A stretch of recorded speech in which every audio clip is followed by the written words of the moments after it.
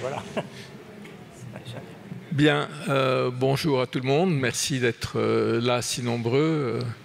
C'est clair que la situation dramatique que vit la région et que vit en particulier Gaza interroge chacun et crée une émotion normale. Et ce débat a été prévu bien avant ces événements. L'idée, c'était de faire le bilan des accords d'Oslo. Bon, c'est sûr que l'actualité nous bouscule un peu. En même temps, on a souhaité quand même partir des accords d'Oslo, des espoirs que cela avait suscité et de la situation actuelle. Je veux juste dire que Hassina Meshaï s'est excusé et ne pourra pas venir et que Benjamin Barth du Monde va arriver dans quelques minutes. Mais comme on est très pris par le temps, je pense qu'il faut commencer. Je voudrais juste rappeler, puisqu'on va commencer par 1993 et les accords d'Oslo, de resituer un peu l'époque. C'est-à-dire, 1993, c'est l'après-guerre froide, l'Union soviétique. Je ne sais pas pourquoi. Bon, l'Union soviétique a disparu et on est dans une période assez euphorique, malgré la guerre de 90-91 contre l'Irak, de règlement des conflits. C'est le règlement des conflits en Amérique latine, c'est la fin de l'apartheid en Afrique australe, et on a une impression comme ça que le monde va changer de manière fondamentale. Et je crois qu'il faut se replacer dans cette période pour comprendre justement qu'est-ce qui s'est passé en 1993. Et puis du côté israélo-palestinien aussi, il faut se rappeler qu'en 91-93, c'est la fin de la première intifada, qui a remis la question palestinienne au centre, mais avec la répression, il y a une vraie fatigue du côté palestinien, il y a des vraies divisions du côté palestinien, et en même temps, on peut avoir l'impression que l'intifada a changé quelque chose à l'intérieur de la société israélienne en lui faisant prendre conscience de la nécessité de trouver une solution à la question palestinienne, et c'est dans ce cadre que les accords d'Oslo sont en général accueillis très favorablement. Donc voilà, nous allons d'abord avoir deux interventions pour essayer de rappeler un peu le contexte de ces accords. D'abord, Sylvain Sipel, qui est journaliste au Monde, qui a été journaliste au Monde, qui a été rédacteur en chef de Courrier International, qui aujourd'hui travaille à la fois à la rédaction du 1 et à la rédaction d'Orient 21. Donc, qui lui a vécu les choses du côté israélien et qui veut rappeler un peu comment ce processus s'est très vite enrayé. Sylvain, à toi la parole. Pardon. C'est bon là ? Bon, 10 minutes, c'est relativement peu pour parler d'un événement pareil, mais je vais commencer par une sorte de... je vais essayer de tracer 4-5 pistes de réflexion sur Oslo.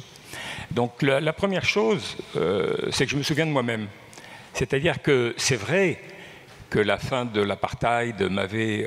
pour moi, c'était vraiment quelque chose d'absolument extraordinaire. Et en fait, à mes yeux, ce qui restait, vraiment ce qui restait comme une forme d'apartheid, en tout cas une colonisation effroyable, c'était précisément la situation des Palestiniens.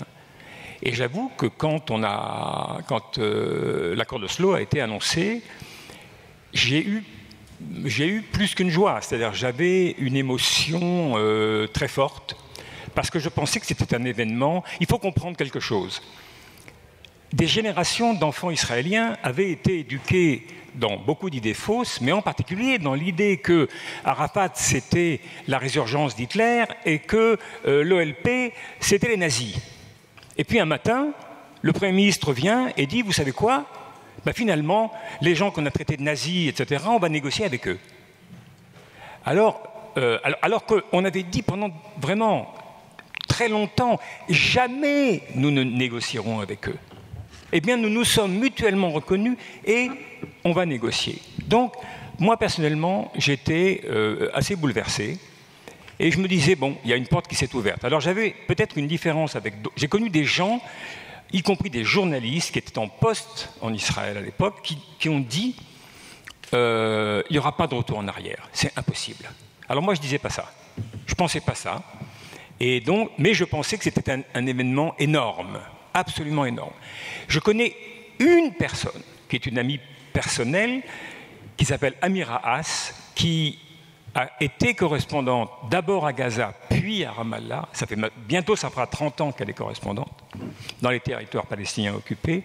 Elle m'a tout de suite dit, c'est un leurre, et tout ce qu'ils veulent, c'est que l'intifada s'arrête, et ils vont les gruger, ils vont les leurrer. Il ne faut pas y croire. Alors, elle ne disait pas comme l'a dit par exemple Edward Saïd, Arafat s'est trompé, il ne fallait pas signer un accord pareil, c'était un mauvais accord, etc. etc. Elle disait, c'est pas ça. C'est que, elle a dit un peu comme George Habash a dit, je ne leur fais pas confiance. Voilà. Alors, moi, je me suis dit quand même, quelle ouverture, il va se passer quelque chose. Et à peu près, quand on commençait les négociations du Caire, qui étaient les négociations qui devaient permettre, à l'issue de cet accord d'Oslo, à Arafat il avait déjà été sur le perron de la Maison-Blanche, etc., de pouvoir rentrer en Palestine. Et quand j'ai vu la négociation et le contenu de la négociation, je me suis dit, ça ne marchera pas. C'est-à-dire, la négociation, les Israéliens imposaient une négociation qui ne portait que sur les aspects sécuritaires. C'est-à-dire les besoins politiques, le passé des populations palestiniennes, tout ça devait attendre. D'abord, il fallait résoudre les enjeux sécuritaires. Et rien d'autre n'était discutable. Et je me suis dit, je ne sais pas comment on dit, ils sont indécrottables. Et si c'est ça qui se passe, et s'ils ne négocient que ça, alors ça ne marchera pas.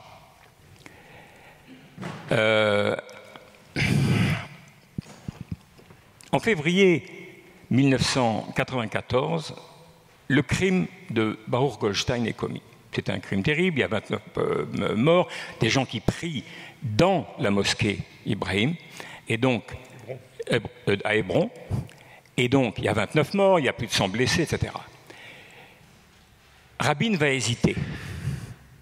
Il a plusieurs conseillers qui lui disent tu vas virer les colons d'Hébron et tu vas faire un exemple. Il faut que ça s'arrête. Rabin était quelqu'un qui avait peu d'empathie qui était un des très rares, contrairement à Sharon et à d'autres. Il était quelqu'un qui avait très peu d'empathie pour les colons. Et plusieurs lui ont dit, il faut impérativement que tu fasses ça. Il a réfléchi. Il a interrogé du monde. Qu'est-ce que je fais? Qu'est-ce que je ne fais pas? Pendant ce temps, qu'est-ce qui se passait? Il se passait un truc très important. Hébron était totalement sous couvre-feu. Alors ça, pourquoi je dis que c'est très important? Parce qu'on n'y pense jamais, mais pour moi, c'était la preuve par 9 de ce qu'est la colonisation et l'occupation. Parce qu'il faut comprendre un truc qui est très simple. Quand des Palestiniens commettent un attentat, alors on détruit la maison, si on la connaît, de toute la famille de celui qui a commis l'attentat, et on met tout le monde sous couvre-feu jusqu'à nouvel ordre. Pourquoi? Parce qu'il faut les punir. Et la punition collective est l'une des armes usuelles d'Israël. Et quand c'est un Israélien, un juif israélien qui commet un crime effroyable, qu'est-ce qui se passe? Eh bien, on boucle tous les Palestiniens. Pourquoi? Parce qu'ils vont vouloir se venger. Alors il faut les empêcher de se venger. Donc, quel que soit le criminel, quel que soit l'auteur, dans les deux cas, c'est toujours le Palestinien qu'on met sous couvre-feu. Et il n'a pas modifié ça. Il ne l'a pas fait. Il a fait évacuer 30 personnes, rien du tout. Et finalement, il a dit non. Et quand, il y a eu beaucoup de témoignages là-dessus, quand ses conseillers lui ont demandé « mais pourquoi tu ne le fais pas ? Tu as toute l'opinion avec toi. Et ceux qui sont contre toi n'oseront rien dire. C'est un tel crime, il faut que tu fasses ça. » Il a dit non parce que qu'est-ce qu'ils ont à me donner en échange? Ça, il faut comprendre la mentalité israélienne quand ils négocient. Si on vous donne ça, qu'est-ce que vous nous donnez en échange? C'est fondamental dans la mentalité israélienne. On n'a jamais rien pour rien. Donc c'est l'instauration du rapport de force permanent. Il me semble qu'il y a un truc très important à dire. Il y a eu les manifs qui ont commencé à l'époque contre Rabin, contre Pérez. Il y avait des grandes manifestations et la droite peignait, présentait Rabin avec un casque nazi et présentait Pérez avec la croix gammée, des choses dans ce genre-là. Bien. Alors, Netanyahou commençait tout juste son ascension. Il avait un argument qu'il répétait en permanence. Il disait la décision de Rabin et Pérez de signer l'accord d'Oslo est illégitime parce qu'ils n'ont pas de majorité dans l'opinion juive. Alors, évidemment, c'était une vision, on n'a pas d'autre terme, qui était raciste. Parce que normalement, dans un pays, les citoyens sont égaux quels qu'ils soient. Et Israël est un pays dans lequel il y a 4/5 de juifs et 1/5 d'arabes. C'est comme ça. Et donc en soi, évoquer cette thèse était illégitime. Mais une fois qu'on a dit ça, si on regarde, eh ben on se dit qu'il avait raison. C'est vrai. Il a eu besoin des députés arabes pour faire passer, pour qu'à la Knesset, obtenir le soutien à la signature des accords d'Oslo. Sans les députés arabes, il n'aurait pas, et leur abstention, il n'aurait pas eu. Il aurait été minoritaire. Et ça, il faut se souvenir tout de même. Aujourd'hui, on est 30 ans plus tard, aujourd'hui il y a des lois ouvertement d'apartheid qui ont été votées en Israël. À l'époque, c'était quand même assez différent. Et on pouvait imaginer autre chose.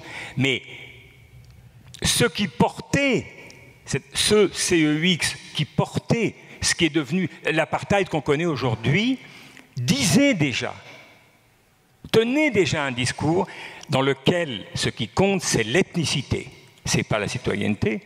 Alors, il me reste 1 minute, je vais dire une chose.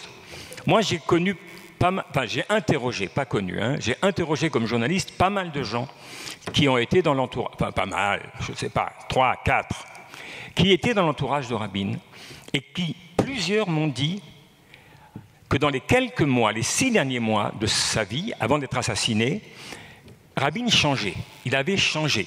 Il avait commencé à comprendre qu'en fait, il faut une solution politique. Ce n'est pas les questions sécuritaires, etc. Il faut commencer par ça. Mais il y a eu des archives qui ont été ouvertes très récemment, et je vais clôturer là-dessus. Et les archives montrent que du début à la fin du processus, Rabin a été hostile en toutes circonstances à la création d'un État palestinien. Ça n'a jamais été dit, ça ne figurait pas dans l'accord lui-même. On avait dit aux Palestiniens, mais bon, on va négocier, et eux, ils ont compris, ça va venir. Mais visiblement, Rabin lui-même, je ne parle même pas de Pérez, parce que Pérez pouvait dire tout et son contraire quand il voulait, mais peu importe. Et donc là, il s'avère, les archives montrent qu'en toutes circonstances, Rabin était contre la création d'un État palestinien. Merci Sylvain. Je vais passer maintenant la parole à Benjamin Barth du journal Le Monde qui va nous parler un peu de ces accords vus du côté palestinien. Benjamin, à toi la parole pour 10 minutes. Bonjour à tous. Alors du côté palestinien, ceux qui ont lu les accords en détail et qui n'appartenaient pas à l'autorité palestinienne et n'avaient pas une obligation de croire à cet accord signé, paraphé par Abou Mazen et par toute la hiérarchie de l'OLP, il y a eu très très vite beaucoup de scepticisme, un scepticisme qui tenait à la lettre de l'accord, c'est-à-dire que cet accord, à leurs yeux, redoublait l'asymétrie l'asymétrie fondamentale du conflit. Parce que à la base de l'accord, il y a d'un côté une reconnaissance par les Palestiniens de l'État d'Israël et de l'autre côté une reconnaissance de l'OLP par Israël. C'est-à-dire que les Palestiniens reconnaissent un État dans les frontières de 1967, l'Israël ne reconnaît qu'un interlocuteur. Donc déjà, il y avait un déséquilibre dans cette formulation qui était la formulation, le socle des accords d'Oslo. Et ce déséquilibre-là a très vite inquiété les Palestiniens parce que nulle part l'accord d'Oslo ne faisait mention de la création d'un État palestinien. Les sujets litigieux, Jérusalem, les réfugiés, les frontières étaient repoussés à une période de 5 ans au-delà des accords. Et puis très très vite, Yitzhak Rabin a dit il n'y a pas de date sacrée, c'est-à-dire qu'à chaque fois qu'il y avait une échéance pour signer un nouveau redéploiement de l'armée israélienne en dehors de certaines zones de Cisjordanie, pour des raisons sécuritaires, cette échéance était repoussée, encore repoussée. Donc les Palestiniens ont très vite nourri un scepticisme, une circonspection très, très, très forte vis-à-vis de la lettre de cet accord. Alors certains se sont dit, bon, ok, la lettre de l'accord est peut-être pas en notre faveur, mais faisons confiance à l'esprit de l'accord. L'esprit de l'accord, c'était, comme Sylvain vient de le dire, cette reconnaissance entre deux parties qui jusqu'alors étaient des ennemis acharnés. Et puis, tout ce qui s'est passé en marge et dans la foulée d'Oslo, ces rencontres, notamment des rencontres entre des représentants des deux sociétés civiles, toute ce dynamisme des ONG qui se sont mises en place, qui ont commencé à travailler ensemble pour certaines. Donc, on a voulu, dans les Palestiniens, je pense, dans les premières années, ont voulu faire confiance à cet esprit d'Oslo. Malheureusement, l'esprit d'Oslo, il a été très vite trahi. Et pour vous faire comprendre ça, je vais diviser mon intervention en 4 parties. Je vais vous parler d'abord de la colonisation, de la séparation, de la division, des négociations, et de la division. La colonisation, c'est évidemment l'élément le plus opposé, vraiment la pierre sur laquelle tout l'édifice d'Oslo a trébuché. Et pour nous, quand on est à l'étranger, la colonisation, ça peut paraître un petit peu désincarné, ce sont des chiffres, X nombre d'unités d'habitation supplémentaires construites à Jérusalem ou à Naplouse, à côté de Naplouse ou à Ramallah. Et en revanche, pour les Palestiniens, c'est quelque chose d'extrêmement physique. C'est une agression visuelle de tous les jours. L'un des moments les plus dramatiques dans ce chapitre de la colonisation, ça a été la construction de la colonie de Jabal Abu Ghneim, dont le nom en hébreu m'échappe. Mais Jabal Abu Ghneim, c'était une colline boisée extrêmement belle entre Jérusalem et Bethléem. Et à partir de 1997, cette colonie, elle est déboisée intégralement, elle est arasée pour qu'on puisse y construire une colonie où toutes les habitations seront au même niveau. Donc il y a une agression visuelle, il y a une agression géographique qui, pour les Palestiniens, est quelque chose d'absolument horrible, à laquelle ils sont confrontés tous les jours. Il y a un poète palestinien qui s'appelle Mourid Barghouti, qui a écrit un livre qui s'appelle Aïsso Ramallah, qui n'a pas été traduit en français. Mais il raconte très très bien dans ce récit, qui est le récit de son retour d'exil, il raconte très très bien sa stupéfaction, l'état d'hébétude dans lequel il s'est retrouvé lorsque, arrivant par Jéricho, il prend l'avion, il s'arrête à Amman et puis il descend les collines d'Amman pour aller passer ce terminal d'Allenby, qui est un terminal contrôlé par l'armée jordanienne d'un côté et l'armée israélienne de l'autre. Et puis une fois passé à Allenby, il remonte les contreforts de Jérusalem et donc il passe notamment devant la colonie de Malé Adoumim. Et il a des mots extrêmement durs, extrêmement forts pour dire à quel point il est sidéré de voir comment cette terre, qui était une terre palestinienne, est devenue de facto une terre israélienne. J'ai plus exactement les termes en tête de Mourid Barghouti, mais il dit en substance ces colonies, ce sont pas des Legos, ce sont pas des forteresses en carton-pâte. Ces colonies, c'est Israël. Et donc il vit de manière extrêmement personnelle, extrêmement intime, légitime cette dépossession qu'est le phénomène de colonisation. Il y a un autre écrivain palestinien qui a raconté aussi de manière extrêmement précise ce que représente pour eux la colonisation. C'est l'écrivain Raja Abou Shahadeh, qui a écrit de nombreux livres qui sont, eux, traduits en français.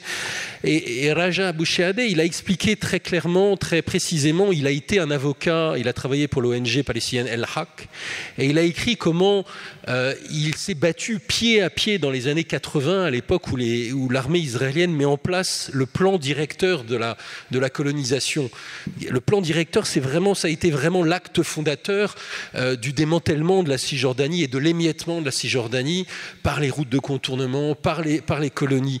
Et Raja Shahadeh dit que, voilà, à la fin des années 80, la partie est presque gagnée par les Israéliens parce qu'ils ont mis en place les décrets de saisie des sols, ils ont mis en place tout le tracé, le parcours qui va permettre d'avancer dans la colonisation.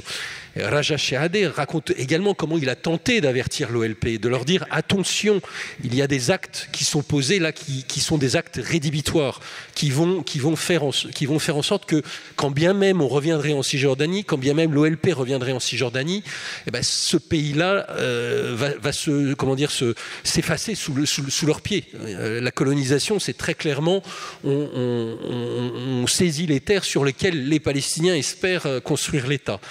Et Raja Shahadeh raconte comment il se heurtait à une incompréhension totale de la part de l'élite de l'OLP qui à l'époque était à Tunis et ne comprenait pas la signification physique, géographique de la colonisation. En 1997, le géographe Khalil Toufakji, qui à l'époque était chargé de cartographier la progression de la Cisjordanie, il a un rendez-vous avec Arafat. Arafat le convoque à Jéricho. Il arrive à Jéricho et il déplie les cartes de la colonisation. Et il montre à Arafat le progrès de cette colonisation, l'émiettement des villes palestiniennes qui sont ceinturées par la colonisation. Et il conclut son exposé. Écoutez, moi je suis géographe, mais sur la base de ces cartes, sur la base de ce que je sais, vous n'avez pas d'État. Et évidemment, la démonstration, l'exposé qu'a fait Khalil Toufakji devant Arafat et devant ses conseillers de l'OLP a été assez mal reçu. La séparation, c'est quoi? C'est la dislocation délibérée du corps social et politique palestinien. Alors on a souvent l'habitude de dire que le blocus de Gaza a commencé en 2006. C'est pas vrai. La logique de la séparation, dont le blocus est, la traduction, l'avatar paroxystique, mais la logique de la séparation, elle commence en 1991. Le 15 janvier 1991, l'armée israélienne révoque ce que l'on appelle le permis de sortie générale. Le permis de sortie générale, c'est ce qui permettait aux Palestiniens, depuis 1971, de circuler librement dans cet espace composé de la Cisjordanie, Israël et la bande de Gaza. Autrement dit, pendant 20 ans, un Palestinien par exemple, Ramallah, pouvait aller librement faire un barbecue avec des amis en Galilée, chez des Palestiniens d'Israël, et ensuite descendre se baigner à Jaffa, à côté de Tel Aviv, et même aller faire des courses au marché de Gaza, et ensuite revenir à Ramallah.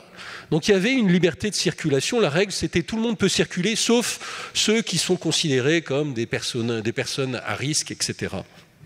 Et en 1991, en rompant ce permis de sortie générale, les Israéliens renferment chaque groupe démographique palestinien dans son espace.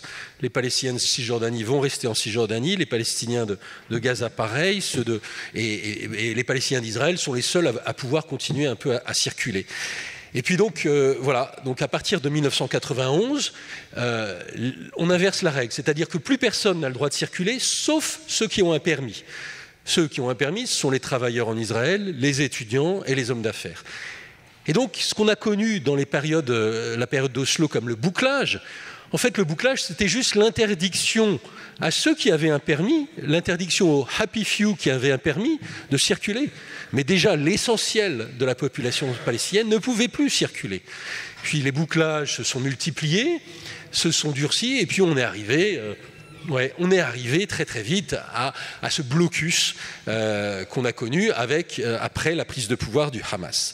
Et ce blocus, c'est non plus tant seulement la séparation que la division totale, la division et géographique et politique. Et puis, dernier aspect, c'est la négociation. Alors la négociation, ça a été vraiment pour les Palestiniens quelque chose de terrible, parce qu'ils ont eu le sentiment que... alors il y a cette idée que les Palestiniens n'ont jamais fait d'offres, on leur a fait des offres généreuses et qu'ils n'ont jamais réagi en retour. C'est complètement faux. Les Palestiniens ont, notamment pendant le processus de paix d'Annapolis, les Palestiniens ont fait des offres, mais ces offres n'ont jamais été acceptées par les Israéliens. Et puis en retour, les offres généreuses qui leur ont été faites, elles ont été faites à des moments de grande faiblesse du Premier ministre israélien, notamment à Taba, Ehud Barak, qui est un Premier ministre en sursis, et puis à Annapolis, Ehud Olmert est également un Premier ministre en sursis qui, pour des raisons d'affaires de corruption, va être obligé de rendre son tablier. Un grand merci. On va faire un saut. Je voudrais juste ajouter une chose sur les négociations. Au moment des négociations d'Oslo, comme vous savez, c'est les Norvégiens qui accueillent les négociations secrètes. Et au début, ils ne se mêlent pas du tout de la négociation. Et au fur et à mesure que les négociations approchent de leur aboutissement et qu'il y a des points de blocage, à chaque moment où il y a eu un point de blocage, la partie norvégienne a fait pression sur les Palestiniens pour qu'ils cèdent. Et ça a été le cas ensuite de toute la diplomatie internationale, parce que aussi bien les Européens que les Américains pensaient que c'était très difficile de faire céder les Israéliens, et que donc, alors même que le rapport de force entre Israéliens et Palestiniens était tellement déséquilibré, on faisait partie sur la pression la plus faible pour arriver à un accord. Et l'exemple le plus criant et dont on peut se demander encore comment les responsables européens et américains l'ont avalisé, c'est Hébron. On a séparé une ville qui faisait, je crois, 150 000 habitants en deux. Une qui restait sous le contrôle israélien parce qu'il y avait ces 500 colons extrémistes dont on a parlé et qui étaient responsables, entre autres, de l'assassinat commis par Baruch Goldstein, et pour maintenir la ville divisée. La ville, jusqu'à aujourd'hui, est divisée. Et je crois que ça aussi, c'est-à-dire dans les responsabilités sur l'échec, il y a quand même, il ne faut pas l'oublier, les responsabilités américaines et européennes, de ce qu'on appelle la communauté internationale, mais qui est quand même une communauté internationale réduite, dans cet échec. Voilà. Alors, je vais donner maintenant... On va faire un grand saut en avant, parce que dans l'actualité, qui est, comme je le disais tout à l'heure, dramatique, pour à la fois analyser les causes, les possibilités de sortie de cette crise, voilà, qu'est-ce qui est possible de faire. Et donc, je vais donner d'abord la parole à Jad Hillel, qui est un écrivain franco-libanais qui a eu le prix des lycéens en 2022. Je vous passe la parole pour 10 minutes. Alors, pour donc, la manière dont on, je pense, peut comprendre cette situation actuelle, c'est effectivement de l'inscrire, comme toujours, dans la perspective historique. Il y a souvent, à mon sens, une nostalgie un peu, disons, fantasmée, envers une époque qui aurait été, dans l'inconscient collectif ou pour certaines personnes, une époque dorée de la situation israélo-palestinienne, au cours de laquelle, à l'accord d'Oslo en appui, on aurait pu arriver à une situation paisible, disons, à une séparation en deux États. Et c'est vraiment que c'est une manière que, encore aujourd'hui, beaucoup de gens ont d'approcher la région. C'est évidemment une une vision très trompeuse, et c'est ce qui a été très bien dit à l'instant. Effectivement, le rapport, pour moi, a toujours été asymétrique. Et aujourd'hui, la situation hérite de cette asymétrie sur plusieurs plans, je crois. La première est liée, à mon sens, à une confusion entre solidarité et politique. C'est souvent, il est souvent défendu en ce moment que ce qu'a fait le Hamas est en quelque sorte le début du conflit. C'est perçu, c'est parfois présenté comme tel. C'est à partir de cela que la situation aujourd'hui s'est gravement détériorée. Et il me semble que c'est problématique sur plusieurs plans. La première, c'est l'hypocrisie que cela sous-tend, je crois, sur la région, avec cet argument selon lequel, en fait, on serait là, dans cette région-là, dans une situation de droit. Et c'est absolument faux, et c'est la première chose à dire, et cela depuis plusieurs années. Il faut bien préciser que dans cette région-là, la situation des Palestiniens et le monde dans lequel ils vivent est un monde de non-droit. Sur plusieurs aspects. Le premier est lié au fait que tout dans leur environnement leur indique que le droit international, si tant est que ça veut dire quelque chose aujourd'hui d'ailleurs, est régulièrement bafoué sans aucune conséquence. C'est vrai dans le cadre des résolutions des Nations Unies qui sont souvent, toujours d'ailleurs, irrespectées par le gouvernement d'Israël. C'est vrai également dans le fait que les Palestiniens de Gaza vivent dans un état d'occupation. Donc la symétrie est impossible puisqu'il y a un occupant et un occupé. Donc, et que dans un cadre comme celui-ci, il n'y a pas de loi, en fait, en réalité. Voilà. C'est une situation qui ne permet pas d'avoir recours à la loi. Donc condamner des actions du Hamas, il faut évidemment le faire quand elles ont des conséquences comme celles qu'on a vues, mais ne décontextualiser ce qui s'est produit est absolument consternant à mon sens. Et il s'agit toujours d'expliquer que l'action du Hamas est une action, c'est-à-dire que c'est quelque chose de nouveau tout de même, mais c'est aussi une réaction. C'est dans le sens où c'est quelque chose qui est le symptôme de méthodes impossibles autrement. Parce que voilà, quand on trace le conflit, quand on le fait débuter à ce moment-là, on oublie qu'il y a eu beaucoup de procédures engagées par les Palestiniens, de procédures pacifiques. Il y en a eu plusieurs. Il y a eu des manifestations, il y a eu des discours divers et variés, et la situation n'a évidemment pas changé. Donc sans justifier, il ne s'agit jamais de justifier, mais en tout cas, je pense que c'est nécessaire d'expliquer.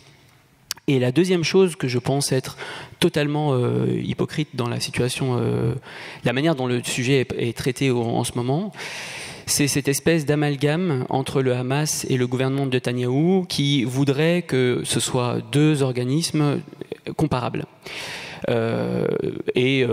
Donc c'est pour justifier une forme de loi du talion qui serait liée au fait que le gouvernement de Netanyahou apporte là une réponse à ce qui a été produit par le Hamas. Ça, c'est passé sous silence une distinction fondamentale qui est que nous avons d'un côté un groupe qui est celui du Hamas, qu'on peut désapprouver bien entendu, et de l'autre côté un État. Et c'est là où il me semble qu'il y a un problème gigantesque, c'est qu'un État a une responsabilité internationale qu'un groupe n'a pas. Donc les attentes envers un État comme celui comme l'État d'Israël sont évidemment autres que celle du Hamas. Parce que c'est un interlocuteur privilégié des relations internationales, parce que il a une responsabilité. Et donc là où j'avance là-dessus pour justement aborder mon troisième point. La réponse, elle est extrêmement condamnable sur un plan institutionnel, dans la mesure où lorsque des nations affirment que l'État d'Israël est autorisé à réagir de la manière qu'il semble la plus appropriée, et par tous les moyens possibles, c'est pour des pays défendant les droits de l'homme proprement inhumain, parce qu'en faisant cela, on autorise un État en 2023 démocratique à pratiquer la loi du talion en tant que stratégie politique et en tant que stratégie de justice sociale. Ce qui semble, en 2023, de nouveau, absolument consternant. Donc, cette crise telle qu'on la vit aujourd'hui, à mon sens, est une crise évidemment entre deux fractions, mais également et surtout une crise du discours institutionnel et du droit international, véritablement. Et c'est pour cela que je disais tout à l'heure, mais je pense qu'il est de bonne foi, disons, il est nécessaire que cette question soit traitée également, pas seulement sur un plan institutionnel, parce qu'on en voit les limites, mais également sur un plan artistique et culturel, parce que c'est une manière justement d'aborder la nuance et c'est une manière de tracer une histoire du conflit, de raconter des vies. Moi, c'est ce que j'essaie de faire dans mes textes, dont Le Caprice de vivre que je viens de publier, mais c'est toujours une manière aussi d'aborder les choses à l'échelle humaine et d'essayer de contourner cette avalanche médiatique institutionnelle qui ne dit rien et qui finalement ne donne absolument aucune empathie envers les personnages en question. Preuve en est l'instrumentalisation qui a été faite très vite du conflit, très très vite, c'est-à-dire que c'est consternant. Le deuil des victimes n'a pas été fait. Immédiatement, on a fait de cela une question politique. Et c'est pour moi outrageux, notamment parce que c'est, inefficace sur un plan politique, parce que c'est ce qui a fait que Netanyahou, d'ailleurs, a perdu l'opinion publique très vite. Et deux, sur un plan humain, c'est également consternant. Donc il s'agit de réinscrire ces questions-là, je pense, dans des trajectoires de vie, dans des récits de vie. C'est un devoir à la fois littéraire, artistique, culturel, soit, mais c'est aussi un devoir politique en retour, parce que ce qui se produit actuellement, et au risque de dire là quelque chose d'un peu radical, c'est aussi l'effacement d'un peuple, qui est celui des Palestiniens. Et pour redonner une place à ce peuple-là, il faut réécrire son histoire. Et réécrire son histoire, c'est une responsabilité politique, mais c'est aussi une responsabilité culturelle et artistique. Donc c'est une responsabilité partagée à laquelle tout le monde doit se joindre, les hommes politiques également, et c'est nécessaire, les journalistes, mais également les auteurs, les peintres. Et voilà. C'est à mon sens dans ces termes-là que j'analyserai la situation. Merci beaucoup, et je donne maintenant la parole à Sarah Guira, qui est la rédactrice en chef de Orient 21. Merci Alain et à tous les intervenants. J'aimerais pour ma part commencer par peut-être inscrire justement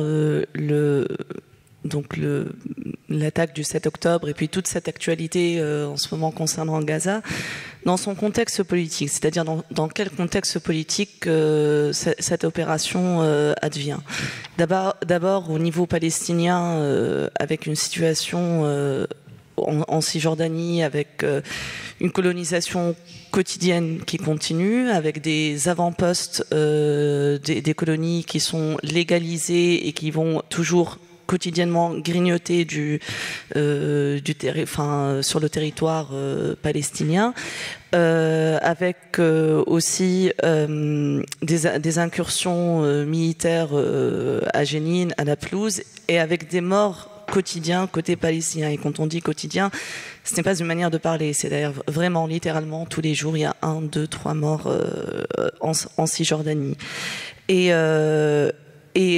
à un niveau politique, c'est jusqu'à la veille de l'attaque du 7 octobre, vous le savez sans doute, il était question d'une normalisation prochaine entre Israël et l'Arabie Saoudite, et qui n'était même pas, je veux dire, on n'en parlait pas sous la table, c'était pas un secret, il y avait des déclarations très officielles.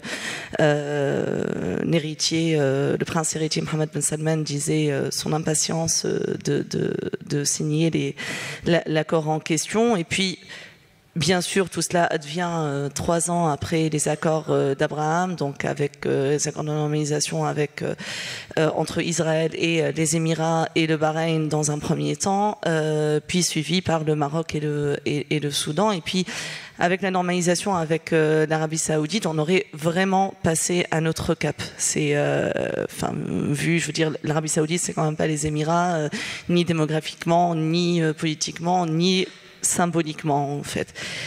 Et donc au milieu de tout cela, et quoi qu'on pense en fait de l'opération du 7 octobre, les Palestiniens viennent se rappeler à la conscience du monde. C'est-à-dire au moment où on pensait que tout le monde en fait se fichait de la question palestinienne, que tout le monde en fait, que même au niveau arabe, on avait complètement délaissé cette question et qu'elle ne touchait plus personne, eh bien les Palestiniens venaient rappeler qu'il était hors de question de compter sans eux en fait et de signer des accords en les laissant comme à chaque fois sur le bord de la route, parce que oui, certes on peut dire qu'il y a eu quelques représentants de l'OLP qui se sont déplacés à Riyad pour négocier ou pour avoir quelques miettes dans le cadre de cet accord de normalisation, mais je crois que on sait depuis longtemps maintenant que l'autorité palestinienne ne représente plus qu'elle-même.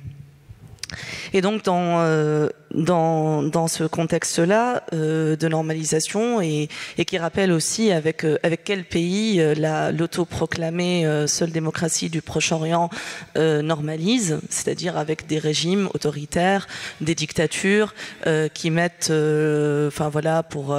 qui comptent des prisonniers politiques, etc. C'est avec ces régimes-là qu'Israël veut signer les 10 accords de paix.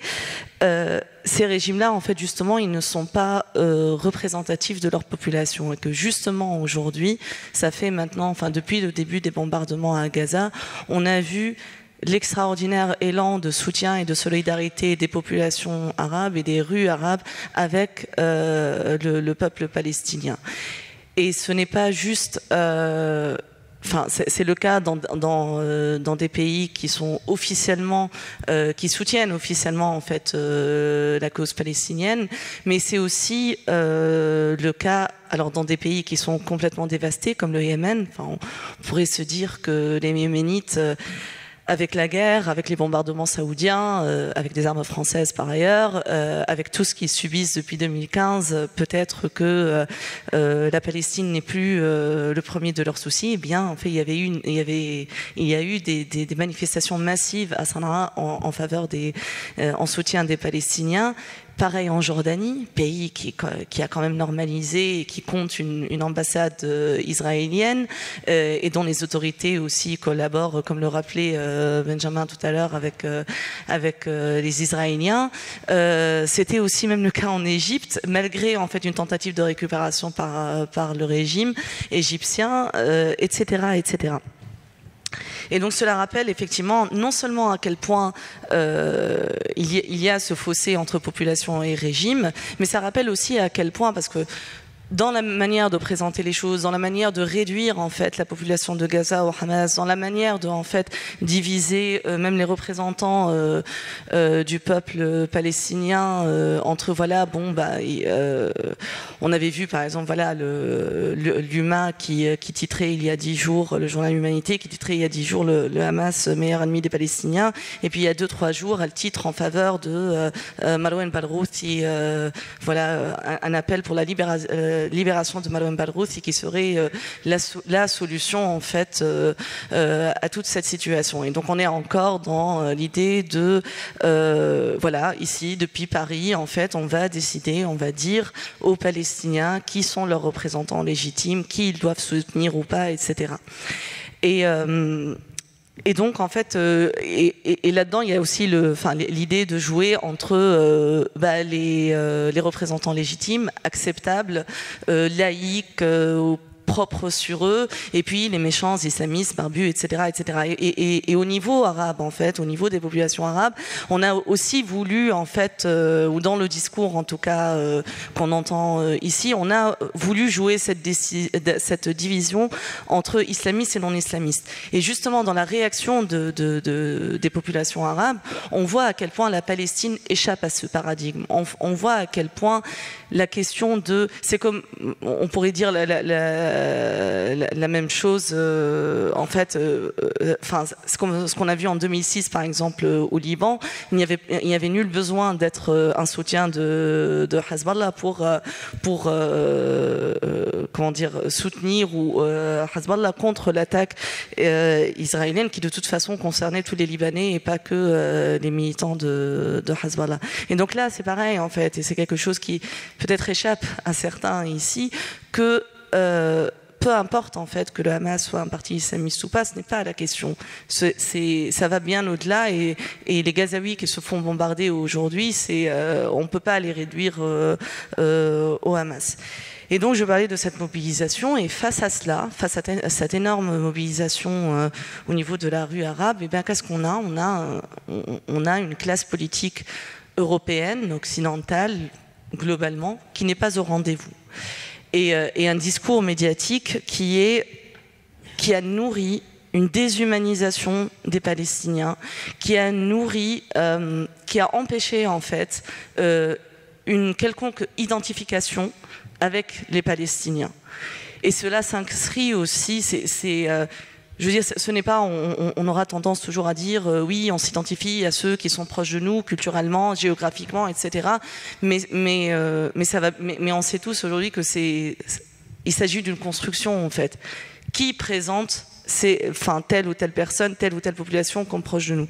Et en fait, on en est aujourd'hui à un moment où malheureusement c'est la question de cette proximité, ou pour nourrir en fait cette idée d'identification, on va jouer en fait sur les appartenances les plus primaires de culture, et on va en fait faire en sorte que cette théorie du choc des civilisations deviennent performatives en fait. C'est cette théorie qui est quand même complètement absurde, qui veut jouer en fait une espèce de monde occidental qui s'oppose foncièrement, essentiellement à un monde arabo-musulman qui est imaginé comme homogène. Cette opposition-là, en fait, elle est devenue performative dans la mesure où on a sans cesse essayé de la nourrir pour en arriver là aujourd'hui. Et avec cela, oui, je finis. Et avec cela, en fait, ça s'est accompagné par alors, on parle souvent de l'importation des conflits, mais là, on a vraiment une importation de cet imaginaire-là. Alors, on a vu Benjamin Netanyahou qui a donc mis dans un même package le Hamas, les nazis et Daesh. D'ailleurs, Emmanuel Macron n'a pas fait mieux en appelant à une coalition contre le Hamas comme contre Daesh. Et donc, on revient à cet imaginaire de l'Occident contre le monde arabo-musulman, etc.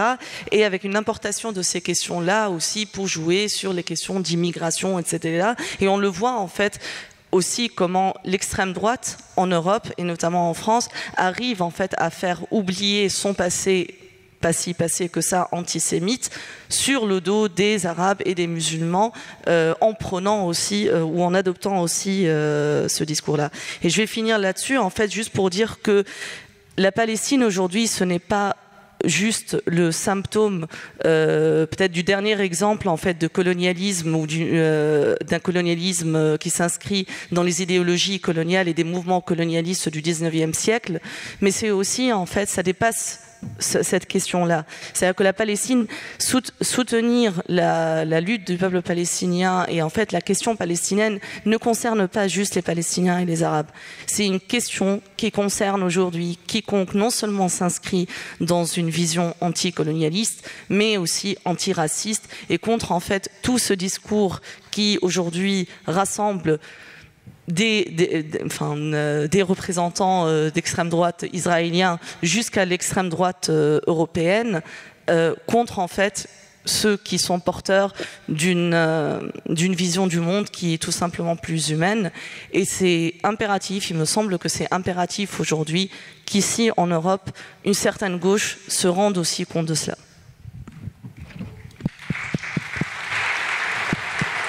Bien. Merci. Je vais encore demander à la tribune une petite réaction à... Je veux dire, on vit une situation à Gaza, je n'ai pas besoin de détailler, je veux dire, qui est un désastre humain absolu.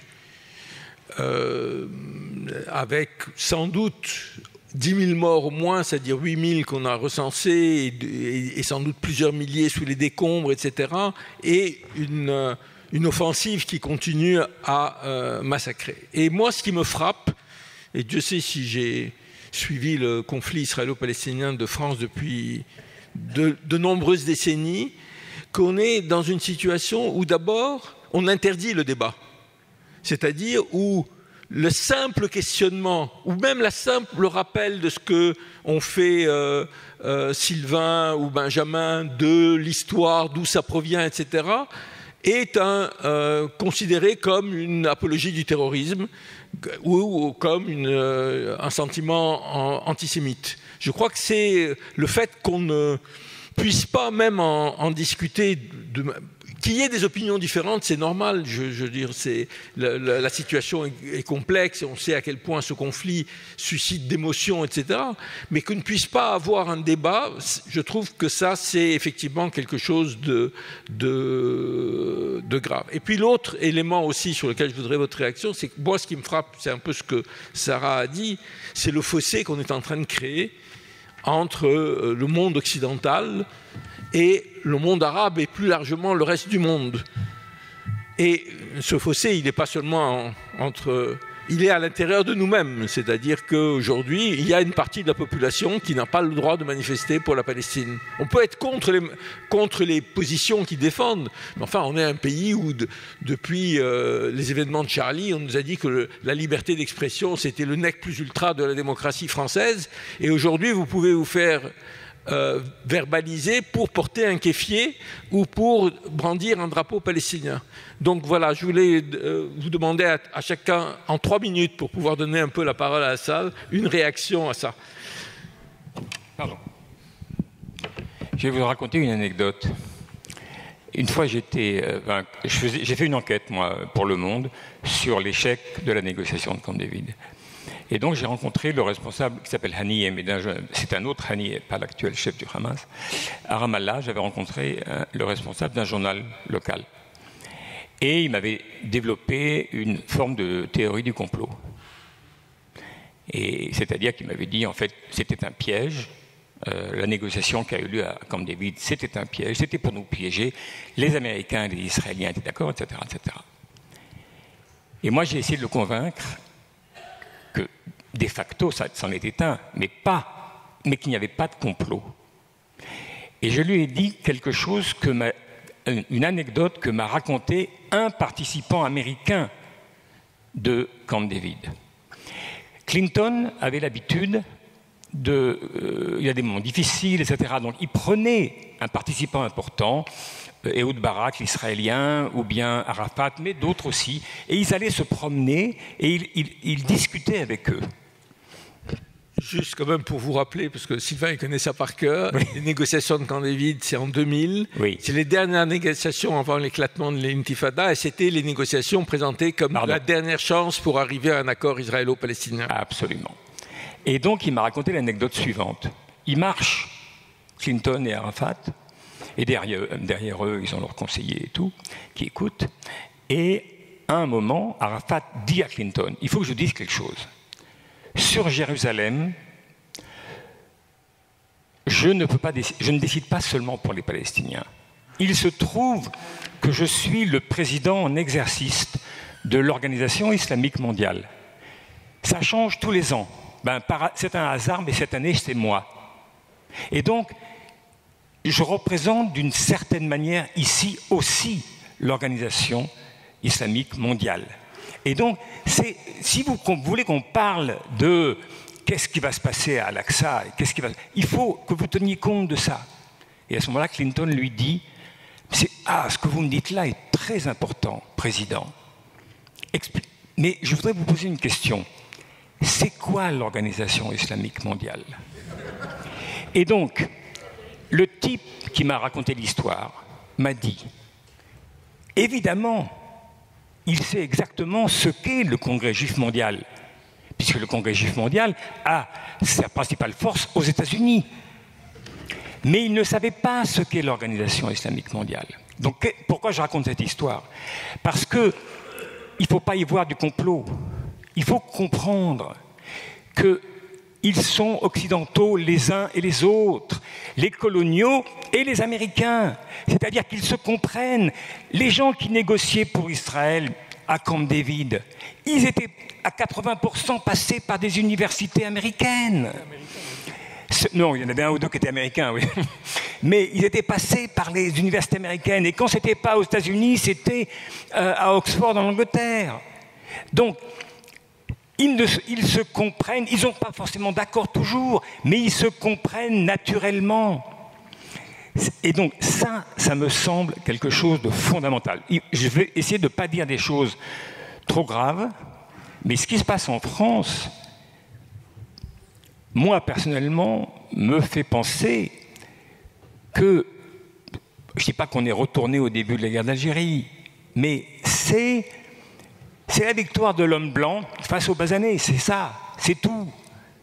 Le cœur de cette affaire-là, il est là. Il y a des gens qui ne sont pas forcément des gens mauvais et tout, mais leur manière de penser, le regard qu'ils portent et leur ignorance abyssale de la réalité du conflit israélo-palestinien permet à Darmanin de faire ce qu'il fait. Voilà. Merci.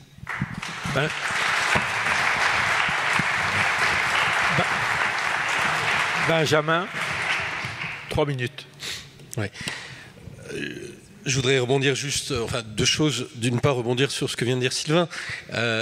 Dans la comment dire, l'économie ou dans la pratique des relations, des négociations israélo-palestiniennes, les Américains se sont toujours tenus à une politique qu'ils appelaient la no surprise policy, c'est-à-dire que ils étaient les médiateurs, mais il était convenu avec les Israéliens que quel que soit le document qu'ils mettent sur la table, ce document aura au préalable été présenté aux Israéliens. Donc, c'est-à-dire qu'il était convenu entre eux qu'ils ne les surprendraient jamais en mettant sur la table une offre de un plan de paix ou un moyen de débloquer tel ou tel point sur lequel il y avait un achoppement.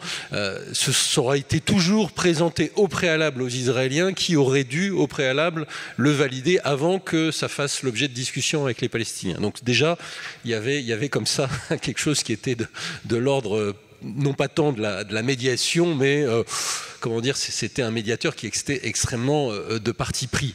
À tel point que on avait cette expression de honest broker, le courtier honnête. C'était la manière dont les Américains se présentaient pendant toute la période d'Oslo pour se présenter comme voilà une partie désintéressée qui s'efforce de rapprocher les points de vue des deux parties. Et ce terme a eu une grande popularité. Il est revenu très rapidement, très régulièrement dans les comptes rendus de presse, etc. Mais il y a un de ces négociateurs, Aaron David Miller, qui est un membre du département d'État américain qui a été avec le fameux Dennis Ross en permanence dans ses équipes de négociateurs. Et Aaron David Miller a eu l'honnêteté dans les années 2000, 2010, enfin après, je pense 2010, après Annapolis et après Oslo, il a fait un article pour reconnaître qu'on n'a jamais été honest broker, on a été le lawyer, l'avocat de la partie israélienne. C'est écrit noir sur blanc et il était d'une franchise, d'une candeur désarmante, mais il a dit les choses telles qu'elles étaient. L'autre chose que je voulais dire, c'est que sur la question de la déshumanisation des Palestiniens, bon, il faut pas non plus oublier qu'il y a eu l'attaque du 7 octobre, qui est un massacre abominable, et que malheureusement le Hamas, qui a déjà dans les années d'Oslo, contribué à l'échec du processus avec sa politique d'attentat-suicide.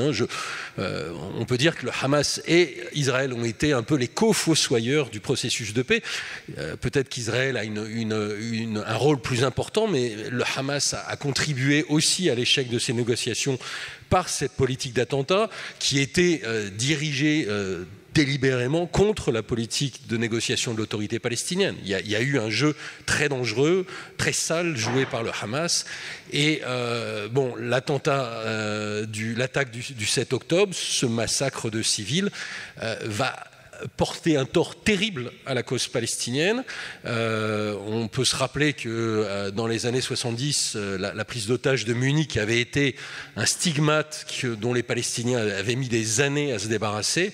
Là, cette triste attaque du 7 octobre, ce massacre, ça va être quelque chose que les Palestiniens, un boulet que les Palestiniens vont traîner pendant des années. Merci. Jade.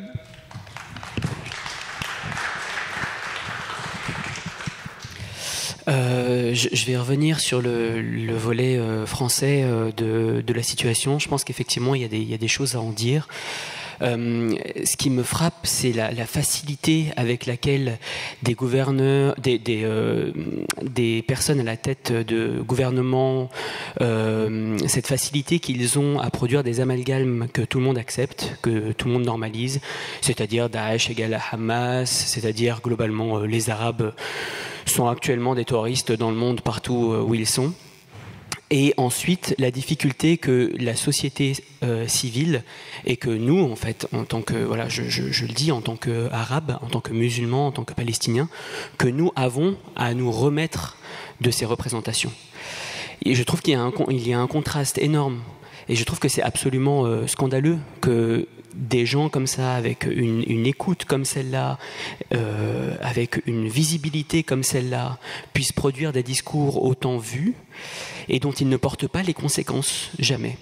Les conséquences, c'est nous qui les portons en réalité.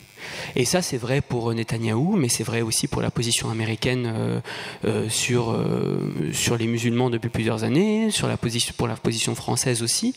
Voilà, moi, je suis enseignant dans un lycée, je suis fonctionnaire de l'État, et lorsque je dois me prononcer sur des affaires de voile et d'abaya, je me rends bien compte, et c'est vrai, je le dis, que ce n'est pas qu'une question de tissu, c'est aussi un problème de représentation. Et là où c'est très problématique, c'est que c'est le discours politique qui le produit, y compris en Occident, y compris le pays en France, qui est ça se targue en tout cas d'être, surtout en France, pays se targuant de défendre les droits de l'homme, mais aussi dans l'ensemble de la sphère culturelle. Il est très très très bon de représenter les Arabes comme étant soit des fanatiques, soit des machistes, soit des violeurs, y compris dans la littérature, y compris, c'est des textes qui se vendent très très bien auprès de certains éditeurs. Et malheureusement, je pense qu'il serait temps aussi de donner le contrepoint, d'être fier en fait, en réalité, d'être arabe. Et c'est devenu presque une honte dans le discours d'aujourd'hui. C'est devenu une honte, on s'en cache, on ne dévoile pas les signes de l'arabité. Parce que c'est mal vu en fait en réalité, parce que à part pour une raison humaniste, on va rien y gagner en réalité, et que ce soit sur un plan politique ou sur un plan culturel. Donc c'est ça le problème aussi de ce qui se produit en ce moment. C'est pas seulement effectivement un conflit entre deux pays, entre deux fractions, c'est aussi un conflit de représentation. C'est le symptôme aussi d'un mépris et d'un racisme à l'endroit des Arabes et des musulmans dont il faut se délester et dont il faut proposer un contrepoint. Il faut retrouver la fierté en réalité d'être arabe, je pense. Merci. Sarah. Oui, pardon. Sur la question de la censure, du fait d'empêcher toute forme d'expression en soutien avec les Palestiniens, il y a deux points en fait concernant cela. D'abord, il y a un virage sécuritaire qui précède en fait la question palestinienne, et que au niveau de la France, on a aussi vu, je veux dire, ceux et celles parmi vous qui ont été à des manifestations ces 5 dernières années, ou voilà, depuis 2017, voilà, que même au 1er mai, on voit en fait qu'il y a un vrai tournant sécuritaire. Ajouter à cela un traitement émotionnel de ce qui se passe. Et ça, c'est quelque chose de très important. Je veux dire, quand on parle de terrorisme, quand on fait des parallèles comme le Bataclan, le 11 septembre, etc., c'est aussi une volonté d'empêcher une lecture ou une mise en contexte politique ou une analyse politique de la situation, et être dans le pur émotionnel qui, non seulement justifie tout, qui justifie tout, et qui justifie notamment le fait de ne donner le droit à la partie en face, de ne pas donner, le droit à la partie d'en face de s'exprimer d'aucune manière que ce soit. Et donc voilà, il y a une sorte d'hégémonie d'émotions qui paralyse en fait tout effort de réflexion, et qui donne en fait vraiment une carte blanche à tout traitement sécuritaire et à toute forme de censure en fait, et à toute voix dissidente.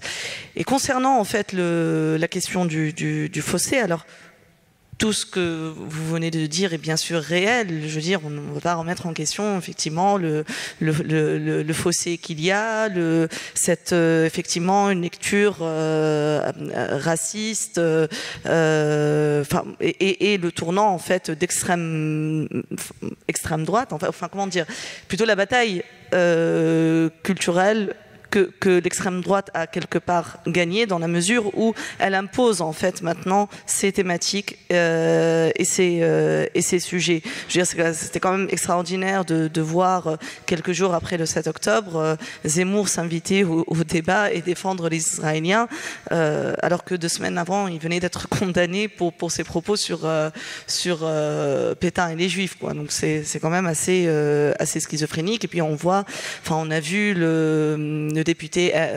ex-Rassemblement National, sénateur en fait, ex-Rassemblement National, Stéphane Ravier, qui disait en fait que la France devait se comporter avec ses immigrés comme Israël se comporte avec le Hamas. Si c'est pas un appel au meurtre, je ne sais pas ce que c'est, etc. Mais c'est justement en fait, vu que ça a été réduit à ça, et vu que justement ce que je disais tout à l'heure, c'est qu'il y a une sorte de performativité en fait de cette lecture du choc des civilisations, etc. Il me paraît justement plus que jamais urgent et nécessaire de désenclaver en fait la question palestinienne de cette lecture-là, et de dire en fait déjà que la Palestine, en fait, la société palestinienne est un laboratoire extraordinaire pour les Israéliens, qui ont les entreprises les plus performantes en termes de surveillance technologique, sécuritaire, etc. On l'a vu avec Pegasus. On sait qu'il y a des sociétés israéliennes qui sont impliquées dans le contrôle des frontières contre ce qui est appelé immigration illégale, etc., etc. Et donc, en fait, c'est important de désenclaver en fait la question palestinienne par rapport à ça, et de dire en fait, quand on parle de terrorisme, quand on parle de surveillance, quand on prend Israël comme modèle sur tous ces plans-là, ça dépasse de loin les Palestiniens, et même ici vous êtes concernés par cela. Et donc et je pense qu'en fait ça peut être effectivement une entrée en matière pour essayer de dépasser un peu cette lecture. Et juste une dernière chose. Je pense aussi que c'est important de rappeler que si les Arabes se mobilisent en faveur des Palestiniens, c'est parce que les Arabes ont été colonisés. Et du coup, ce n'est pas par hasard non plus qu'en Europe, il y a quand même 2 peuples qui se sont massivement mobilisés en faveur des Palestiniens, c'est les Écossais et les Irlandais. Et leur seule mobilisation permet de rappeler que ce n'est pas une question d'être arabe ou pas, ou musulman ou pas, ou racisé ou pas, c'est la question d'être colonisé ou pas. Bien. Merci beaucoup. Merci beaucoup à tous nos intervenants. Nous avons un petit quart d'heure pour les questions. Je crois qu'il y a un micro dans la salle. Oui. Madame, devant. Bonjour. Je voudrais vous faire part déjà de mon impression par rapport à la question qui s'est posée par rapport à la co-responsabilité du Hamas et d'Israël dans cette guerre. Pour moi, c'est Israël qui a enfanté le Hamas, parce que le Hamas, c'est le cri du désespoir. C'est le cri du désespoir. Donc, oui, et par rapport à ça, je voulais savoir par rapport aux futures négociations, s'il peut y avoir des négociations, parce que avec ce qui se passe, est-ce qu'il peut y avoir une éventualité de repartage de la Palestine? Et d'autre part, je voulais savoir, est-ce que l'État d'Israël, quand il aura fini cette guerre innommable, est-ce qu'il sera éligible pour passer devant la Cour internationale pour crimes contre l'humanité? Merci. Madame devant. Et après, monsieur derrière. Là. Après. Merci beaucoup. Merci pour deux choses principales. Que vous avez ouvert le discours à propos de l'histoire et le contexte de tout ce qui se passe récemment. Parce que même si ces événements, depuis le 7 octobre, sont accablants et surprenants pour beaucoup, les gens qui connaissent un peu la Palestine, peut-être pas si étonnant. Je veux aussi répondre à Alain quand il a dit « je m'étonne du manque de débat sur ces choses, sur certaines choses ». Mais à mon avis, moi je suis américaine, monsieur de Harvard, et j'ai fait une maîtrise en arabe récemment, et je vis ici. Et moi je crois que le problème pour les Américains, c'est que vraiment, ils ont une ignorance totale. Totale. Même les élèves, moi j'enseigne aux élèves de Cornell et NYU, ici à Paris, ils ne connaissent rien de cette histoire vraiment. Donc, vous connaissez la phrase de Mark Twain? Comment réussir aux États-Unis? Beaucoup d'ignorance, beaucoup de confiance en soi. Merci beaucoup. Merci.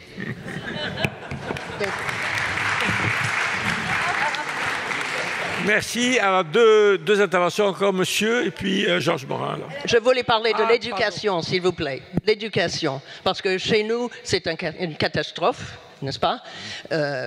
Les universités sont surveillées, les livres sont bannis maintenant.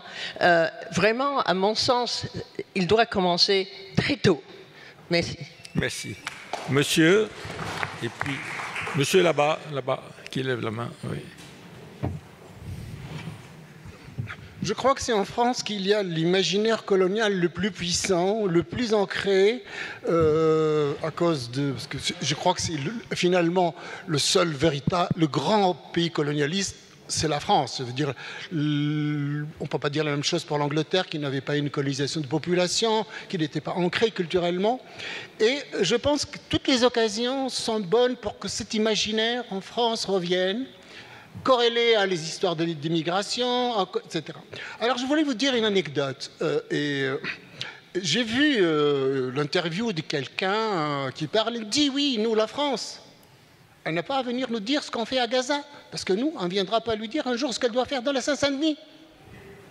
Voilà, donc si vous voulez que la transposition, donc ce report du sentiment que l'extrême droite a trouvé, donc de classer, de mettre les immigrés du côté de Hamas et les Français de souche du côté des Israéliens. Et donc, ça fait que le problème, il restera toujours là, parce que cet imaginaire, il va durer, il durera encore très longtemps.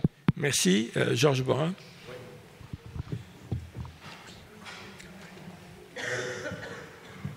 Oui, merci. D'abord, je voulais vous remercier. Ça a été absolument passionnant. C'est vrai que quand nous avons discuté tous les deux, Alain, de ce qu'on pourrait imaginer pour les grandes tables rondes du Maghreb des livres, on a dit, bon voilà, effectivement, s'il y a un anniversaire des accords d'Oslo, vous imaginez qu'on était loin d'imaginer le 7 octobre et ses suites. Ça, c'est la première chose. Deuxième chose, c'est on en a souvent parlé aussi, c'est le fait qu'il faut rappeler, je sais pas, j'imagine que beaucoup d'entre vous le sachent, mais il faut savoir que le gouvernement israélien, et notamment Netanyahou, a été le pourvoyeur de fonds du Hamas depuis des années et des années. Parce qu'il le disait d'ailleurs dans ses déclarations, on peut le retrouver dans tous les journaux israéliens ou dans les interviews du Premier ministre israélien, le seul moyen de foutre en l'air l'autorité palestinienne, c'est de financer les islamistes. Et ils l'ont fait. Ils l'ont fait depuis de manière très, très, très forte. Et puis, je voulais aussi rappeler que quand tu parlais, Jade, de la fierté d'être arabe, il faut toujours rappeler aussi à quel point le peuple palestinien est, avec Israël sûrement, l'un des peuples les plus éduqués de l'ensemble du Proche-Orient. Parce que, justement, l'UNRWA, les Nations Unies, après 1948, a été un organisme qui a implanté dans toute la Palestine, aussi bien en Cisjordanie que dans la bande de Gaza, de nombreuses écoles. Et vous savez, c'est pas quelque chose qui est à démontrer, tout le monde le sait. Dans tous les pays arabes, dans tous les pays du Golfe notamment, pendant des décennies et des décennies, quand on voulait un bon médecin, un bon ingénieur, un bon professeur, où est-ce qu'ils allaient le pêcher? En Palestine. Vous les aviez dans les Émirats arabes unis, en Arabie saoudite. Donc c'est un peuple qui est l'un des plus éduqués du Proche-Orient et qui est apprécié par tout le monde. Il faut le savoir aussi. Merci. Une dernière question, au fond, madame, qui lève la main depuis une décennie.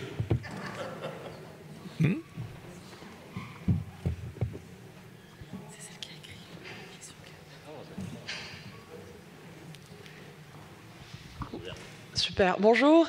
Alors, moi j'ai une question par rapport aux intérêts français au présent avec la colonisation israélienne.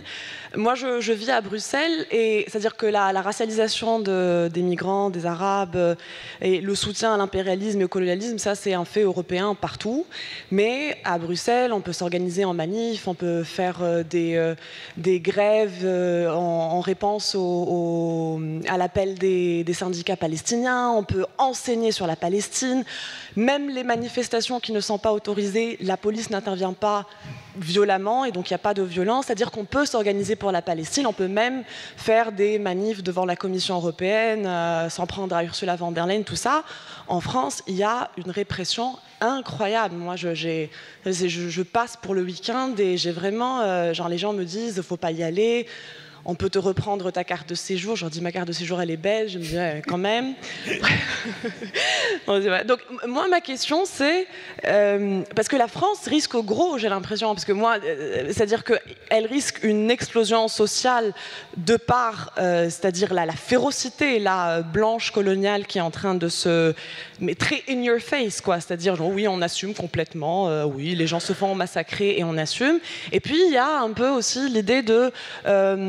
c'est-à-dire la France veut redorer son image avec la France-Afrique, tout ça, les sentiments anti-français, on appelle ça sentiments anti-français, c'est des sentiments anticoloniaux.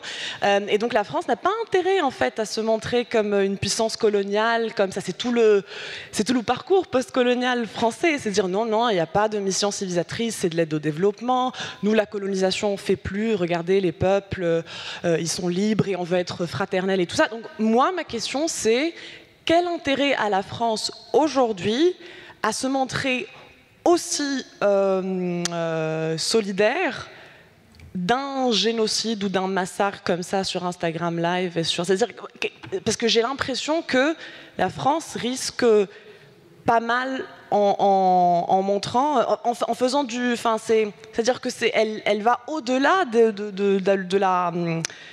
de la position de l'UE, des autres pays européens. Même aux États-Unis, on peut manifester pour la Palestine. En France, on risque de recevoir de se faire déporter, tout court. Donc voilà, c'est ma question. Qu'est-ce que la France a gagné aujourd'hui? Merci. Alors, il y a eu plein de questions. Il y a ça. Il y a aussi la question sur est-ce qu'il y a des perspectives après. Peut-être je donnerai là-dessus la parole à Benjamin sur les perspectives politiques, mais peut-être sur ce que la France a gagné, Sylvain. J'ai beaucoup de mal à répondre à la question, car franchement, je ne vois pas ce qu'elle a à gagner. Non mais c'est sérieux, je parle sérieusement. C'est-à-dire, quand Darmanin mène la politique qu'il mène, c'est le pompier pyromane.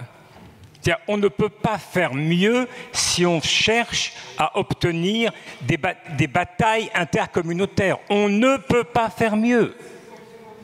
Alors, monsieur, vous avez évoqué la difficulté du colonialisme. Moi, vraiment, je vous suis absolument, parce que je suis, je ne vais pas dire hanté, mais j'essaye de beaucoup réfléchir à une question qui me semble très importante. La France est le seul pays qui a une mémoire coupable à la fois envers les Juifs et envers les Arabes ou les musulmans. C'est-à-dire que, dans le premier cas, c'est sa coopération dans l'extermination de la population juive d'Europe. Et dans le deuxième cas, c'est la colonisation qui n'a pas été, dont ont été victimes pas seulement les Arabes, mais beaucoup de Noirs et d'autres, et en Indochine, mais où il y a eu une guerre essentielle qui s'est passée et que la France a perdu, c'est l'Algérie. Eh bien, il faut constater que pendant des décennies, la question de la Shoah a été extraordinairement difficile à résoudre. Mais finalement, petit à petit, la question de la Shoah et de la part de la Shoah, de l'État français, puisqu'il s'appelait, il faut se rappeler, sous Vichy, l'État français. La part de l'État dans l'extermination des Juifs n'a pas été négligeable, elle a été importante. Dans le cas de la colonisation, ce travail de mémoire n'a pas été fait, il n'a pas de répercussions dans les écoles, et c'est quelque chose, c'est un boulet. Si vous comparez avec, par exemple, la question indienne ou la question noire aux États-Unis, il reste, quand je dis indienne, on ne devrait pas dire indienne, mais Native American, mais peu importe. En fait, on ne peut pas dire que le travail a été fait de manière exemplaire, il y a encore énormément de quoi faire. En revanche, c'est posé sur la table. La question de la colonisation française n'est pas posée en France, et tant qu'elle ne le sera pas, alors cela ouvrira les portes à tous les racistes, à tous les xénophobes, de vomir ce racisme et cette xénophobie. Merci Sylvain. Juste pour aller dans ce sens, je ne sais pas si vous avez vu récemment Daniel Schneiderman, qui dirigeait un site Arrêt sur Image, vient de sortir un bouquin sur le colonialisme et un des crimes coloniaux, c'est-à-dire des têtes qui ont été je ne sais pas si c'est des insurgés africains qui ont été ramenés en France. Enfin, bon. Et ce qui est intéressant, c'est son introduction. Et il dit, écoutez, j'ai 65 ans aujourd'hui, j'ai été journaliste toute ma vie, et je découvre à mon âge ce qu'est le colonialisme. Et c'est Daniel Schneiderman, c'est un homme de gauche, c'est un type ouvert, etc. Je crois que ça va tout à fait dans le sens de ce que dit Sylvain. Benjamin, ou tu veux parler après? Oui, juste pour compléter par rapport à Sylvain, et ensuite je laisse la parole à Benjamin.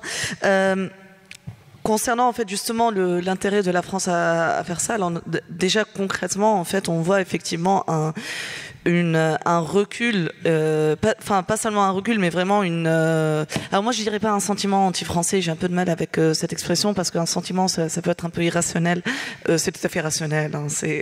Il y a des raisons tout à fait rationnelles, tout à fait politiques qui expliquent en fait on a vu à Tunis les manifestations devant l'ambassade de France et contrairement à ce qu'a dit un certain intellectuel, ça n'a rien à voir avec le fait que l'ambassade de France se trouve au centre-ville. C'est volontaire d'aller manifester devant l'ambassade de France, vu les positions de la France aujourd'hui et le soutien inconditionnel à Israël. Donc là-dessus, il n'y a pas d'intérêt, mais peut-être qu'il y a une sorte de plutôt convergence idéologique. On a vu quand même, il y a un vrai virage de la politique française depuis on va dire 2005, et plus encore surtout avec le début de l'ère Sarkozy. Et en fait, parce qu'il y a une vraie convergence idéologique entre la classe politique française majoritaire et la classe politique israélienne, sachant que, je veux dire, si on compare avec le gouvernement israélien, des personnes comme Éric Zemmour passeraient pour des enfants de cœur, mais ce que je disais tout à l'heure de la bataille culturelle ou du fait que l'extrême droite a imposé en fait ces thématiques, le résultat, c'est ça, c'est qu'il y a en fait une vraie convergence en matière, par exemple, de lutte contre le terrorisme, je ne sais pas ce que ça veut dire, mais voilà, c'est sur ces thématiques-là, il y a une vraie en fait convergence et on prend en fait Israël comme modèle. On fait appel à Israël pour surveiller les frontières. On fait appel au logiciel israélien pour surveiller la population ou pour les vendre à des dictatures, etc., etc. Et juste, je rappellerai pour peut-être d'autres intérêts peut-être plus économiques en fait entre la France et Israël. Orient 21 a publié il y a 3 ans, un dossier, enfin une enquête en fait sur le lobby pro-israélien en France, et il est notamment question de ça, de vraiment les liens notamment économiques qu'il y a entre la France et Israël, et donc ça explique aussi une certaine convergence. Et puis bon, il y a aussi, je veux dire, dans le discours médiatique, il y a quand même des hommes d'affaires franco-israéliens qui possèdent des médias ici qui sont aussi des outils de propagande israéliens qui reprennent la propagande de l'armée israélienne. Donc c'est... Merci. Juste une remarque à propos de ça. Il faut quand même souligner que si on se place du point de vue des intérêts strictement matériels de la France, de sa présence au Maghreb, qui est quand même pas négligeable, de la présence en Afrique, on peut se dire aussi que c'est pratiquement contraire aux intérêts même des gens qui nous gouvernent ou des puissances économiques. Jade, un mot, et puis après Benjamin, parce qu'il est sur un autre... Oui, je voudrais simplement répondre aussi à effectivement cette question sur le prisme bruxellois qui vient d'être posé. Je crois que le problème majeur aussi vient du fait qu'en France, le modèle politique n'est pas le même. Nous sommes en France, et ça je le constate vraiment avec mes élèves, et je vais vous dire pourquoi, mais nous sommes dans un modèle politique qui défend qui est un modèle républicain. Alors, comme ça ne veut pas forcément dire beaucoup spontanément par rapport à ma réponse, mais c'est quelque chose qu'en fait on mesure beaucoup dans des situations de crise, dans les représentations justement. Par exemple, quelque chose d'assez classique dans le discours français, c'est l'idée d'un pays républicain, c'est de défendre une égalité de traitement envers tous ses citoyens. Ça, c'est ce qui est dit sur le papier en France. Tous les citoyens sont traités de façon égale. Voilà. C'est dit comme ça, et c'est pour cette raison-là qu'on autorise dans le discours politique l'idée que toute forme de communauté, d'ailleurs c'est devenu une insulte, fait communautariste, et d'ailleurs c'est intéressant de remarquer à quel point c'est du communautarisme choisi auquel on s'en prend. Par exemple, sans vouloir faire des généralités comme ça, mais je pense que le fait de vivre dans le 7e est une forme de communautarisme pour certains, puisque les parents mettent les enfants dans certaines écoles, qui ont certains métiers, c'est du circuit court, mais ça gêne personne bien entendu. Donc le souci c'est que ça gêne ceux qui y vont pas, effectivement. Mais le problème, c'est que donc cette forme de communautarisme n'est pas autorisée au nom de cet argument intellectuel totalement faux, qui est que, non, dans un État républicain, tout le monde est égal. Sauf que ça, c'est ce qui est présenté, mais c'est ce qui n'est jamais vécu par les minorités.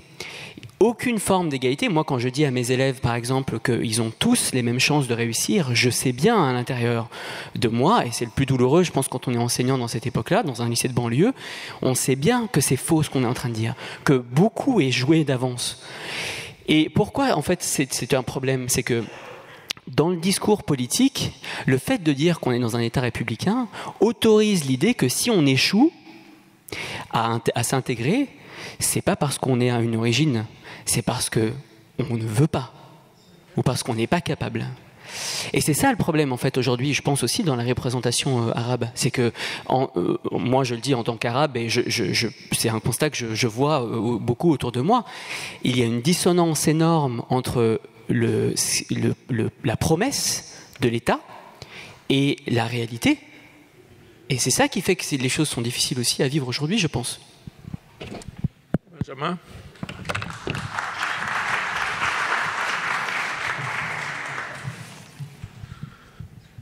Donc sur les perspectives politiques de l'après-guerre, bon, c'est évidemment un exercice un peu risqué. On ne sait pas du tout combien de temps va durer ce conflit.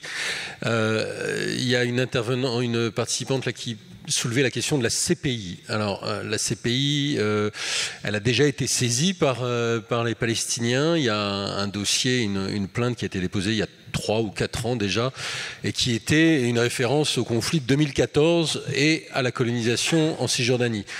On ne peut pas dire que le procureur de la CPI a fait preuve d'une extrême diligence et célérité sur ce dossier, pour des raisons évidemment simples, que la CPI ne peut pas s'abstraire du rapport de force internationale, et qu'il aura évidemment les coudées beaucoup plus franches pour enquêter sur l'Ukraine que sur la Palestine. Donc il y aura peut-être sûrement des plaintes qui seront ultérieures, qui vont être déposées à la CPI, émanant des Palestiniens, mais c'est assez peu probable que ça avance. Il y a également une plainte en cours devant la CIJ, donc la Cour internationale de justice.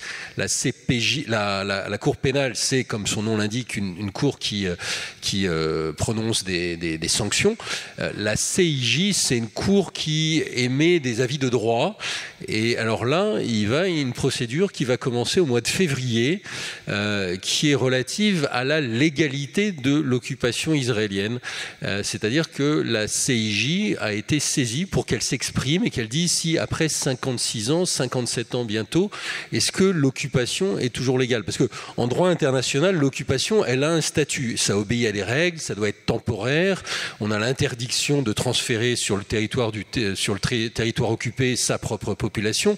Donc autrement dit, les Palestiniens demandent à ce que l'illégalité de ce régime-là soit prononcée. Donc cette procédure, elle va continuer, et on peut imaginer un résultat à la fin de l'année prochaine. Autre perspective politique, il y a plus rapide, c'est la question de Rafah. C'est quelque chose de très important à observer. Les Égyptiens refusent d'ouvrir Rafah pour des raisons complexes, mais ils ont notamment la peur qu'il y a un afflux incontrôlé de populations palestiniennes qui cherchent à se réfugier du côté égyptien, et que ça, aboutisse à une nouvelle forme de Nakba, une nouvelle forme d'expulsion, d'exode forcé des Palestiniens.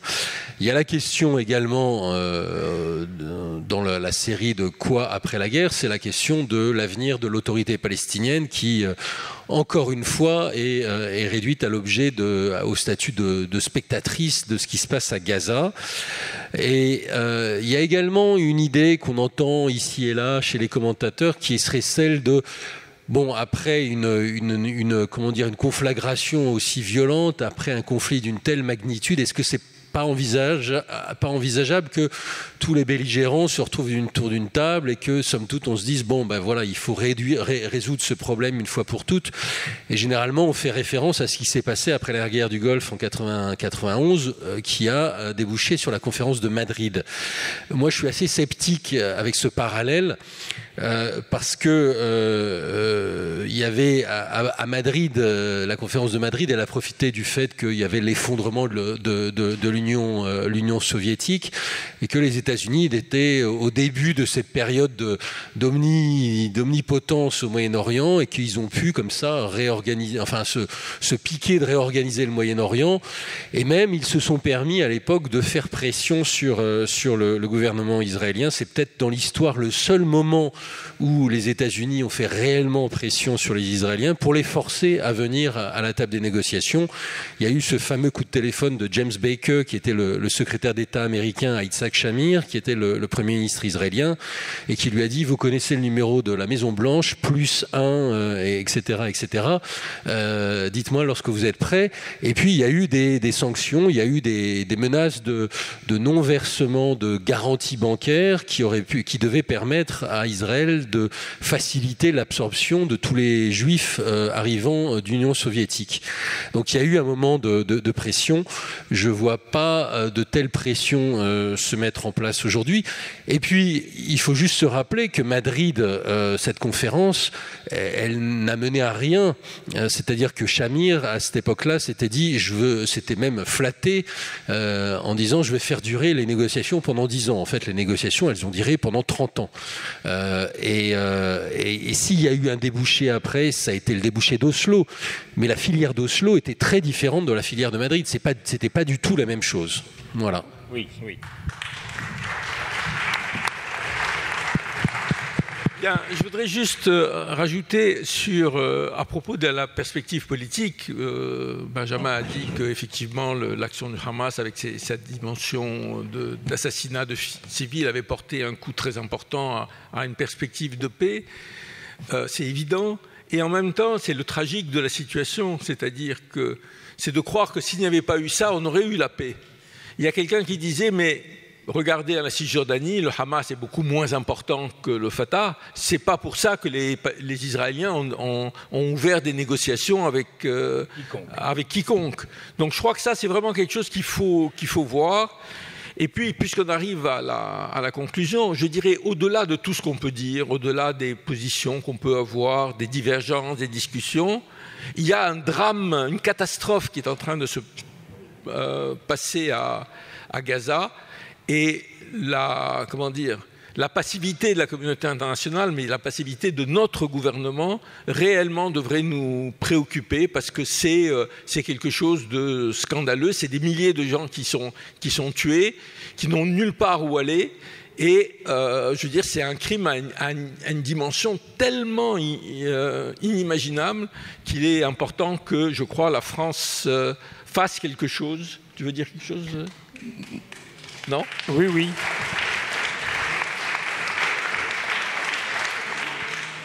Oui, juste deux choses. Je pense que les Israéliens, hormis frapper, rentrer dans les tunnels et pouvoir dire on a nettoyé les tunnels, on a gagné. Bon, à part ça, ils n'ont aucun objectif politique aujourd'hui. En revanche, ils ont des objectifs pratiques. Je pense qu'ils continuent de faire pression sur la population gazaoui du Nord pour se déplacer au Sud. Moi, j'ai eu un journaliste palestinien qui écrit d'ailleurs pour un site israélien de Gaza, qui a raconté, et des gens disaient « mais moi je suis parti dans le Sud ». Et dans le Sud, ils bombardent tout autant, et j'ai pas mieux, c'est pas beaucoup mieux que dans le Nord, et ben je suis rentré chez moi. C'était un type qui avait 60 ans. Bon. Alors, ce que je pense, c'est qu'il y a éventuellement une perspective... je ne veux pas dire stratégique, mais semi-stratégique, qui serait effectivement d'abord de faire un corridor beaucoup plus large le long de la bande de Gaza, c'est-à-dire de restreindre la place où les gens peuvent habiter pour avoir une zone de contrôle, et d'autre part, de pousser la population du Nord le plus possible pour faire une sorte d'immense buffer zone, et c'est-à-dire que les 2,3 millions de Palestiniens qui habitaient déjà sur un territoire incroyablement exigu, se retrouvent avec un peu moins de la moitié de ce territoire. Sarah, un dernier mot et on va terminer. Oui, concernant le déplacement de population, Alain disait les Palestiniens et les Gazaouis n'ont nulle part où aller. Je pense sincèrement que même s'ils avaient quelque part où aller, ils ne se déplaceraient pas, parce que les Palestiniens ont été chassés en 48, en 67. Ils savent aujourd'hui qu'à partir du moment où ils sont chassés de leur terre, ils n'ont plus aucune chance d'y revenir, et que le droit au retour n'est pas du tout reconnu par Israël. Et donc à partir de là, il y a vraiment cette volonté de rester, d'être attaché à sa terre. Et c'est... Le fait, enfin, je le dis justement, enfin, par rapport à ce qui s'est passé en 48 et 67, ce qu'il faut justement comprendre aujourd'hui, c'est que les Palestiniens disent c'est une nouvelle Nakba qui est en cours, et ils ont raison en fait. Ce qui se passe actuellement à Gaza s'inscrit dans cette histoire-là, et ça rend effectivement d'autant plus scandaleux non seulement la passivité, mais la complicité de l'autoproclamée communauté internationale par rapport à ce qui se passe à Gaza. Voilà, c'est la chose. Je voulais... Juste pour vous dire, petite publicité, autopromotion, nous avons une table Orient 21, une table côté revue. Nous sommes là, présents au Maghreb des livres côté revue. Donc si voilà, c'est par là. Donc si on est ouvert pour continuer la conversation, si vous voulez, là-bas avec vous. Et merci à tous les intervenants.